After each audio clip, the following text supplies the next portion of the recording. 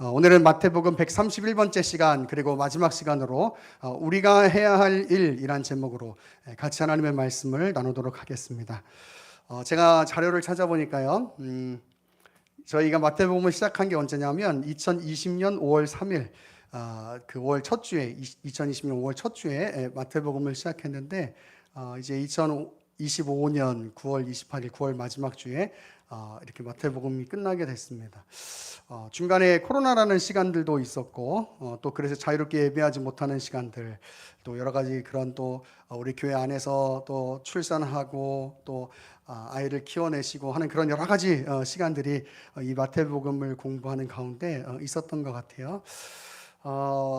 그 이제 5년 4개월 정도, 5년 5개월 정도의 그 시간 안에서 하나님께서 각자 여러분들에게 이 마태복음을 묵상하면서 어떤 마음을 주셨는가 잘 모르겠지만, 그러나 이제 오늘 마태복음을 마치면서 하나님께서 지금 한 5년여 동안 나에게 주신 말씀을 한번 이렇게 쭉 기억해 보면서, 또 하나님의 그 마태복음을 읽어 보시면서 우리가 좀 하나님 앞에 더 가까이 나아갈 수 있는 시간이었는지 돌아보고, 또 그렇게 되기를 결단하시는 또 오늘의 말씀과 또 이 마태복음의 모든 시간들, 유튜브에 또 다 영상에 그 문제가 있어서 올라가지 않은 것들 외에는 다 이렇게 강해 설교가 올라가 있으니까 여러분 혹시 이렇게 다시 한번 복습해 보시면서 그렇게 우리 하나님 앞에 가까이 나아가기를 결단하실 수 있는 귀한 은혜가 있기를 간절히 축원합니다.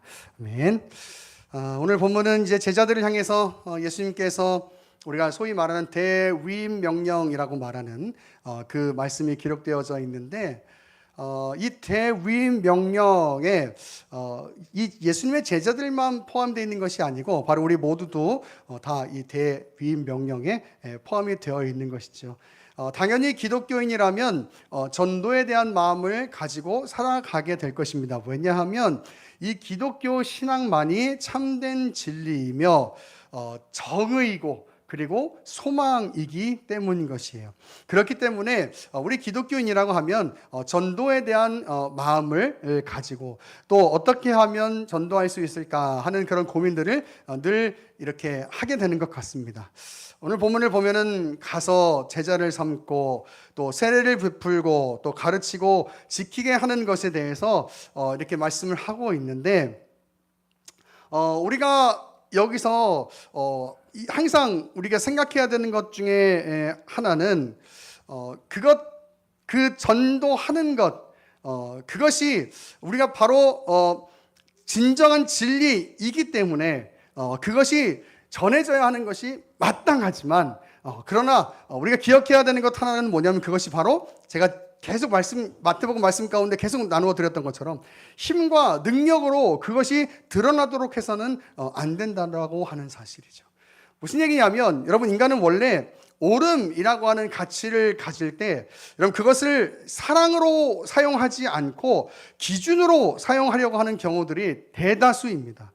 옳음이라고 하는 그 가치를 가질 때 사랑으로 그것을 사용하려고 하지 않고 기준으로 그 옳음이라고 하는 가치를 사용하려고 하는 사람들이 여러분 얼마나 아마 대다수일 거예요. 그리고 그 기준이 어떤 절대적인 신앙이라고 하는 그 개념으로 들어오게 되면 그것이 바로 힘으로 드러나게 되면서 변해버리게 되면서 그것이 마치 그리스도의 사랑을 전하는 것으로 가야 되는데 복음이 아니게 되는, 뭔가 능력과 억압으로 가게 되는 경우들이 굉장히 많이 있어요. 우리는 항상 하나님께서 어떻게 인간들을 구원하셨는가, 그리고 그 구원을 위해서 지금 어떻게 그 구원 계획을 세우셨는가, 또 이루어가고 계신가에 대해서 집중을 해야 합니다. 그래야만이 진정한 구원의 그 감격이 주는 기쁨, 그 사랑을 전할 수 있는 것이에요.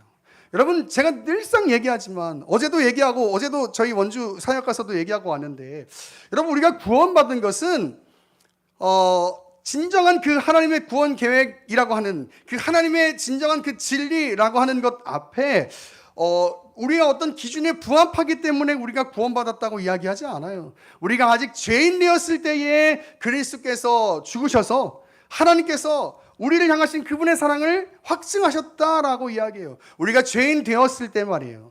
여러분 우리가 기준을 정해놓고 그 기준에 완벽하게 충족되었을 때, 그랬을 때 하나님께서 우리 가운데 구원을 허락하지 않으셨다라고 하는 거예요. 그렇기 때문에 여러분 기독교의 이 복음, 기독교의 이 진리는 여러분 힘과 기준으로 나타나는 것이 아니라 사랑으로 나타나야 되는 거예요. 사랑. 여러분 그래서 구원이 우리에게 그 주는 감격은 여러분 바로 여기에 있는 거잖아요. 우리가 하나님께서 우리가 죄인 되었을 때 사랑해 주시는 그 사랑으로 말미암아, 그리고 여전히 우리가 하나님의 자녀로서 살아가고 있지만 여전히 하나님의 자녀답게 살아가지 못하는 우리의 부족한 모습이 있음에도 불구하고 우리를 구원해 주시는 그 놀라우신 사랑, 여러분 그것 때문에 우리에게 복음의 감격이 있고 복음의 기쁨이 있는 거 아닙니까? 그렇죠? 전혀 하나님을 만족시켜 드릴 수 없는 그 존재인 나를, 결코 하나님과 함께 할 수 없었던 존재였던 나를 하나님의 자녀 삼아주신 것, 여러분 그것이 우리에게 감격과 기쁨으로 다가오는 거잖아요. 할렐루야. 여러분 그렇기 때문에 복음은요 힘과 억압으로 나타나는 게 아니에요. 여러분 신앙은요, 믿음은요 힘과 억압으로 나타나는 게 아니에요. 복음은요, 믿음은요 그리스도의 그 사랑이 우리를 통해서 흘러가도록, 그래서 우리를 통해서 그리스도의 사랑이 드러나도록 여러분 그 복음이 드러나야 하는 줄로 믿습니다. 여러분 여기에는요 눈물이 있고 감격이 있는 거예요.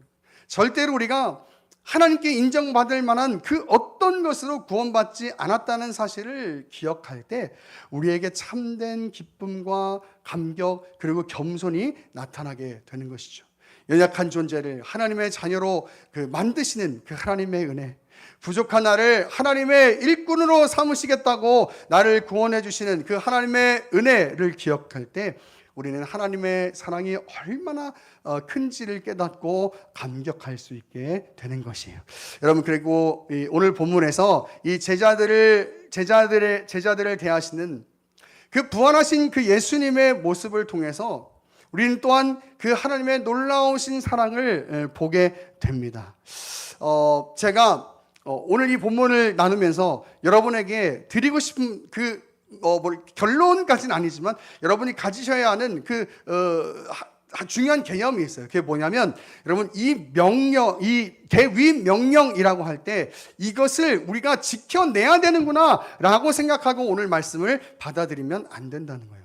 이 얘기는 무슨 얘기냐면 여러분 우리가 당연히 하나님의 말씀을 지켜야죠. 목사님 무슨 말씀하시는 거예요? 이렇게 생각하실 수 있을 거예요. 아니 당연히 예수님께서 주신 명령이면 당연히 지켜야죠. 맞아요 여러분, 당연히 지켜야죠. 그런데 오늘 이 명령을 주시고 계실 때에 이 예수님께서 어떤 마음을 가지고 어떤 상태에 있는 제자들의 모습을 보시면서 이 명령을 주셨는지를 여러분 더 먼저 묵상할 필요가 있다라고 하는 사실이에요.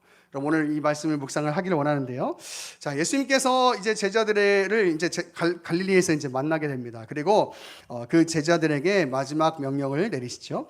그 마지막 말씀은 모든 민족을 제자로 삼고 또 세례를 주고 말씀을 잘 가르치고 지키게 해라라고 하는 것이었어요.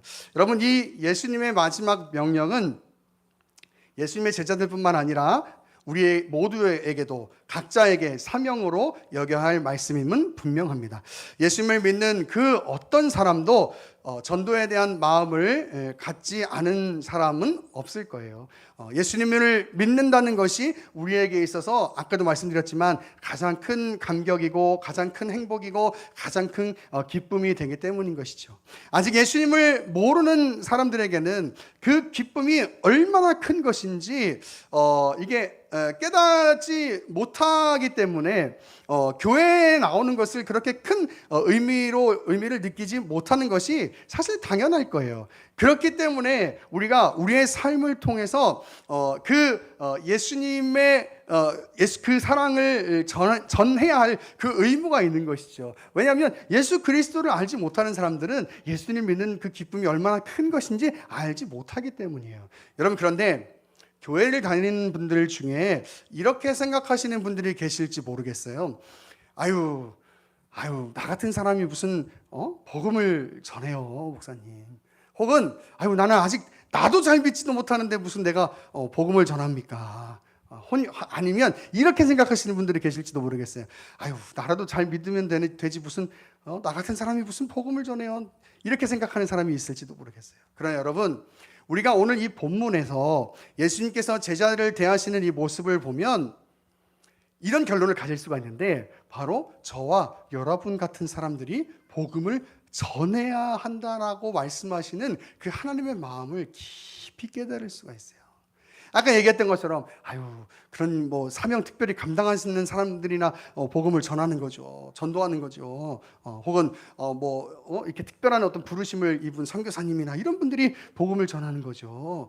그럼 그렇게 생각할 수 있으나, 난 아직도 믿음이 부족해가지고 복음을 전하는 일에 아직 좀 부족한 것 같아요 라고 생각할 수 있으나, 근데 오늘 이 본문을 여러분 저와 같이 이렇게 묵상을 하다 보면 하나님께서 왜 우리 모든 성도들에게 복음을 전하는 그 일을 맡기셨는가 하는 것을 깊이 알 수 있게 되실 거예요. 여러분 먼저 16절을 보기를 원하는데요. 16절을 보면 이제 11제자가 예수님을 이제 갈릴리에서 만나게 되죠. 이제 가룟 유다가 예수님을 판 것으로 후회하고 스스로 죽음을 선택했기 때문에 본문의 16절에서는 이제 11제자라고 기록을 하고 있어요. 그런데 여러분 만약 이렇게 한번 생각해 보세요. 여러분이 예수님의 이 제자였다면, 이 당시에 예수님의 제자였다면 부활하신 예수님을 만날 때 여러분의 마음이 어떤 마음이 되셨을 것 같으세요? 뭔가 이게 기쁨 가운데 그래 드디어 우리 예수님 부활하셨구나, 빨리 만나야지. 혹은 그 어떤 당당함 가운데 나는 이런 믿음을 가지고 있었는데 진짜 예수님 부활하셨구나 라고 하는 그런 마음으로 예수님을 만날 수 있었을까? 저는 절대로 그럴 수 없었을 것이라고 확신합니다. 제가 왜 그렇게 확신하는지 성경 한번 찾아볼게요. 마태복음 26장 31절입니다.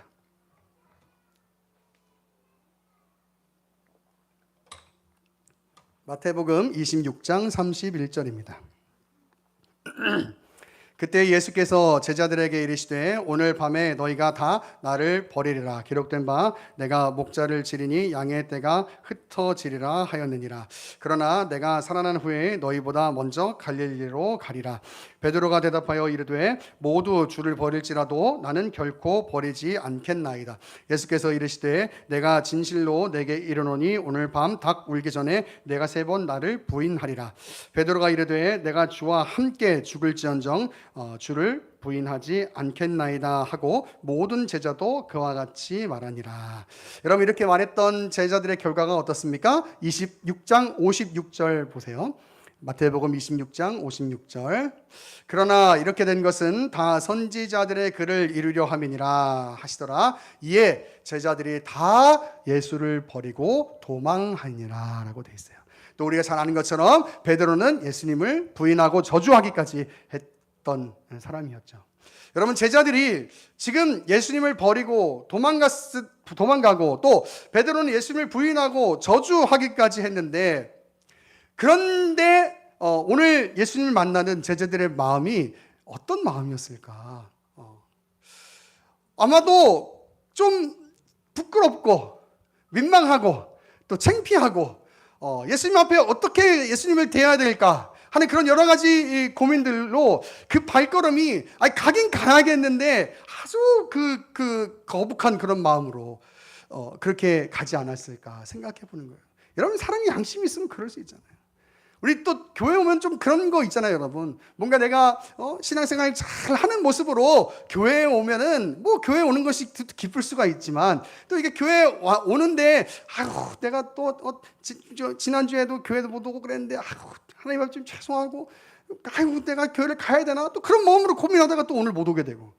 여러분 그런 마음도 없으면 그건 양심이 없는 사람이죠. 그렇잖아요, 여러분. 교회 올 때 우리가 좀 하나님 앞에 부족한 모습이 있으면 좀 하나님 앞에 늘 좀 민망하고 부끄럽고 죄송스러운 그런 모습이 있잖아요. 그렇죠?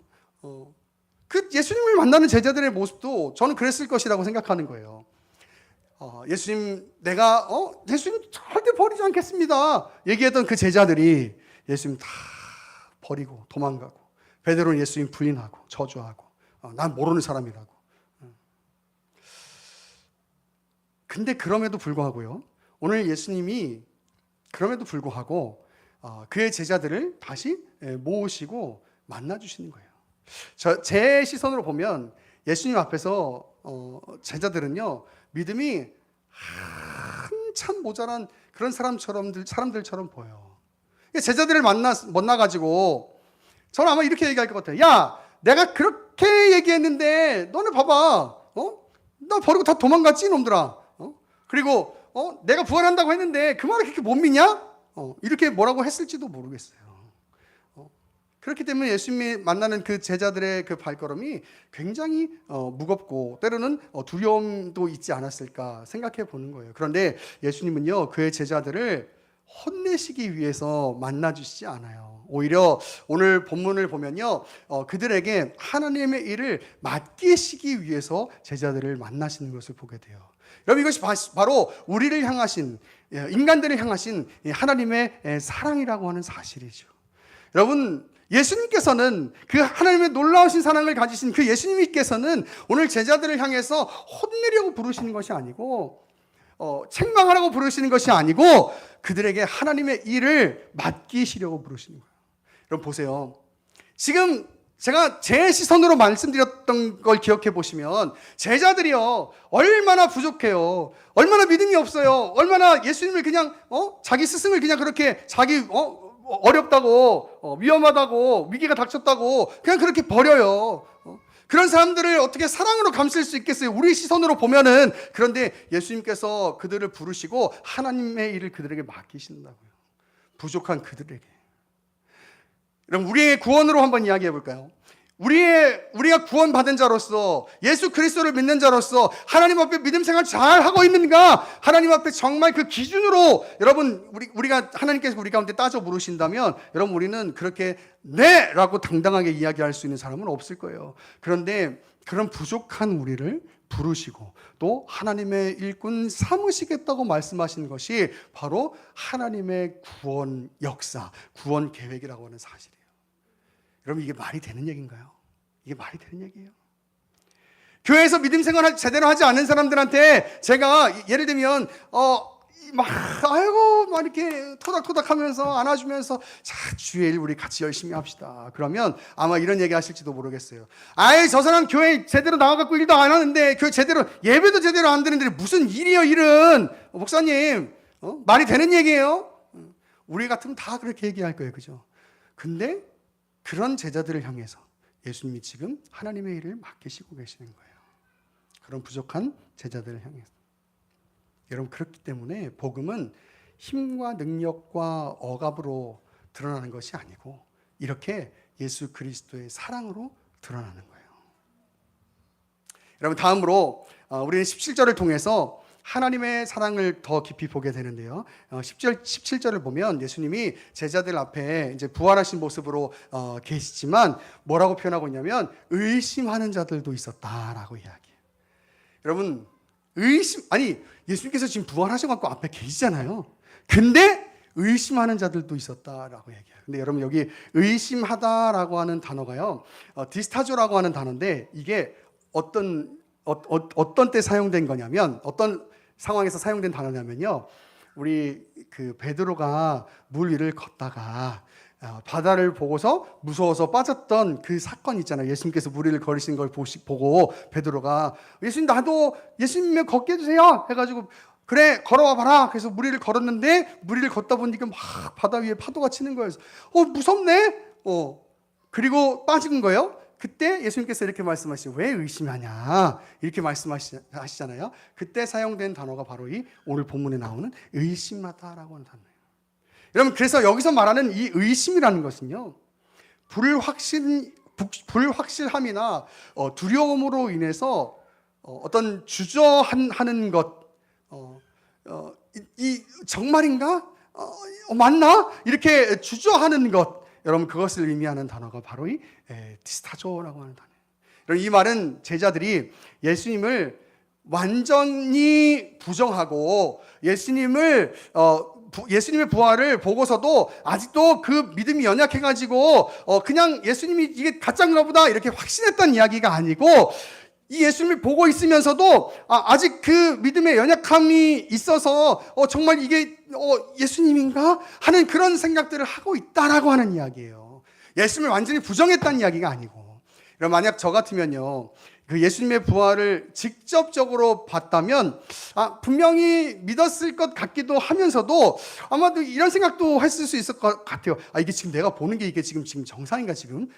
이게 환상인가 뭔가? 막 이런 생각도 할 수 있었을 것 같아요. 아마 제자들도 지금 이 상황을 현실인가 하면서도 어벙벙한 느낌을 가지고 그렇게 예수님 앞에 지금 서 있는 그런 모습인 것이 분명한 거예요. 그런 제자들을 예수님께서 어떻게 대하시냐면 18절에 이렇게 예수님께서 대하시는데, 예수님께서 제자들에게 나와 말씀하셨다라고 말씀하세요. 나와 말씀하셨다. 여러분, 이 나와 말씀하셨다라는 표현이 정말 중요한 단어예요. 여러분, 나와. 여러분, 우리는 이 나와라는 나오셨다라고 하는 이 표현에 집중해야 하는데요. 이 나와라고 하는 이 단어가요, 프로셀돈이라고 하는 단어인데, 이 의미는요, 가까이 다가가다라는 의미예요. 가까이 다가가다.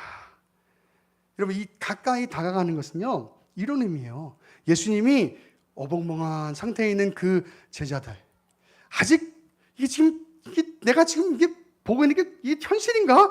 이런 생각을 하고 있는 그 제자들, 그 믿음의 상태에 있는 그 제자들에게 가까이 가셔서 그들을 주의 일꾼으로 부르시는, 하나님의 말씀을 전하시는 그 친밀함을 이야기하고 있는 친밀함. 여러분, 우리 사람 그렇죠? 좀 불편한 사람은 같이 밥 먹기도 조금 불편하잖아요. 그렇죠? 얘기하는 것도 불편하고, 또 가까이 가는 것도 좀 싫고.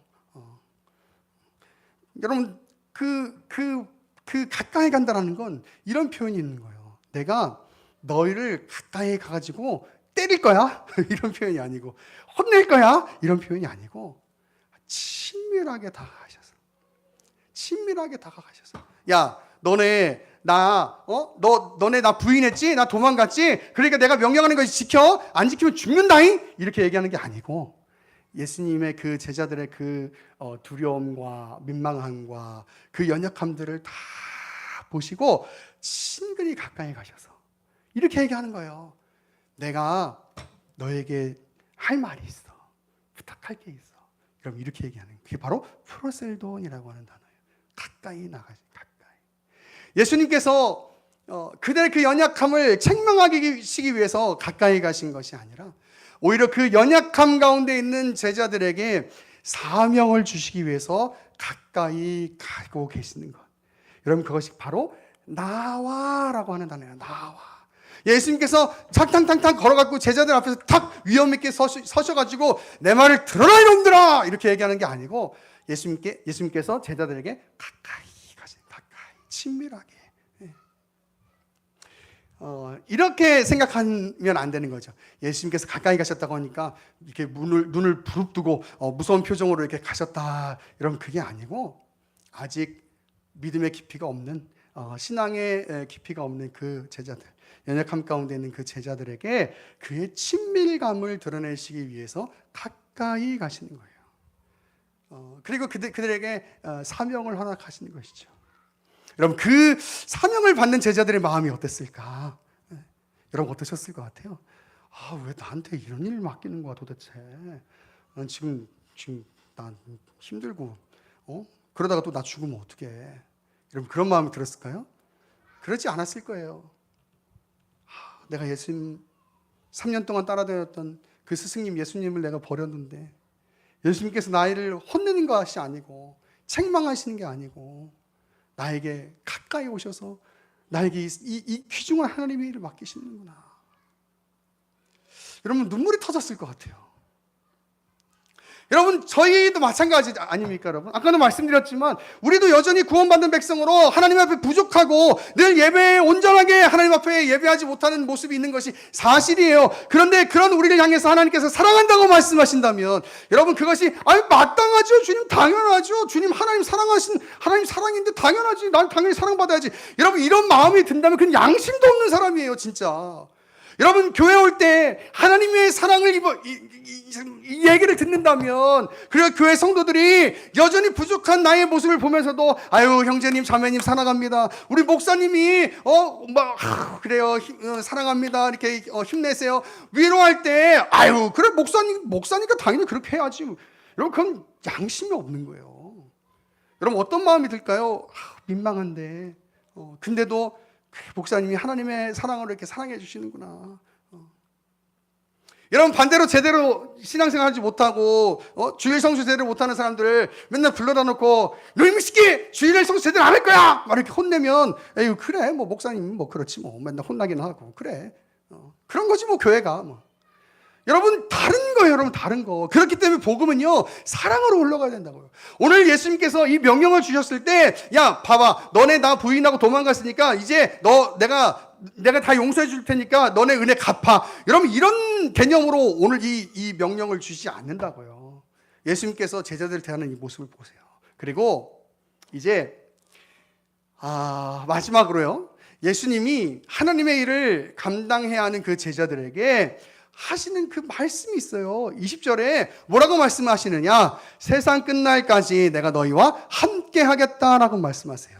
여러분, 이것은요, 예수님이 제자들이 그 제자들이 맡기신 그 일을 잘하나 못하나 보자, 너네들 내가 다 계속 보겠다, 조심해라 이놈들아, 이렇게 얘기하는 게 아니고요, 하늘과 땅의 권세를 가지신 그 예수님이 제자들과 함께 하신다는 것은 그들이 가지고 있는 그 연약함, 그 부족함에도 불구하고 함께 하셔서 그들의 사명을 잘 감당할 수 있도록 도와주시겠다라고 하는 말씀이에요. 여러분, 그것이 바로 하나님께서 함께 하시겠다. 여러분, 이게 뭐예요? 바로 임마누엘, 하나님께서 우리와 함께 하시겠다라고 하는 약속이라고 하는 사실이에요. 여러분, 우리가 구원에 대해서 이야기할 때, 여러분, 우리가 예수님을 믿고 성령의 거듭나게 하심을 통해서 구원을 받았으면 우리의 믿음이 완벽하게 하나님께 인정받을 만한 그런 믿음을 갖고 있나요? 그렇지 않잖아요. 그렇기 때문에 예수님께서 내가 이제 떠나간 후에 다시 성령을 보내주실 건데, 성령이 너희와 함께 하셔서 너희를 고아와 같이 버려두지 않을 거야 라고 이야기하는 건,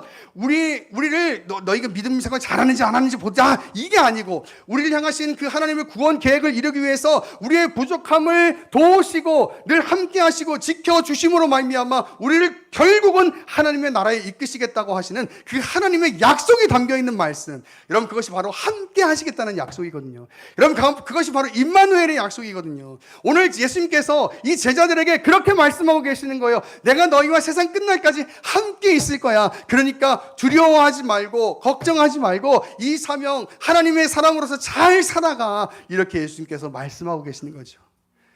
여러분, 얼마나 감격적인 얘기입니까? 얼마나 감격스러운 이야기입니까? 여러분, 이런 제자들에게 주신 하나님의 말씀이 오늘 우리에게도 얼마나 큰 감격으로 다가오는가 하는 거예요. 여러분, 그렇기 때문에 우리 같은 사람들이 복음을 전해야 돼요. 우리 같은 사람들이. 에베소서 3장 7절에 보면 이런 말씀이 있어요. 이 복음을 위하여 그의 능력이 역사하시는 대로 내게 주신 하나님의 은혜의 선물을 따라 내가 일꾼이 되었다. 하나님의 그 놀라우신 사랑, 그 복음으로 말미암아 내가 하나님의 사명을 감당할 수 있는 그런 사람들이 되었다라고 이야기를 하고 있는 겁니다. 여러분, 마태복음을 정리하면서요, 여러분, 우리가 받은 구원은 우리가 구원 받을 만한 마땅한 그런 이유가 있어서 받은 구원이 아니죠. 그렇죠?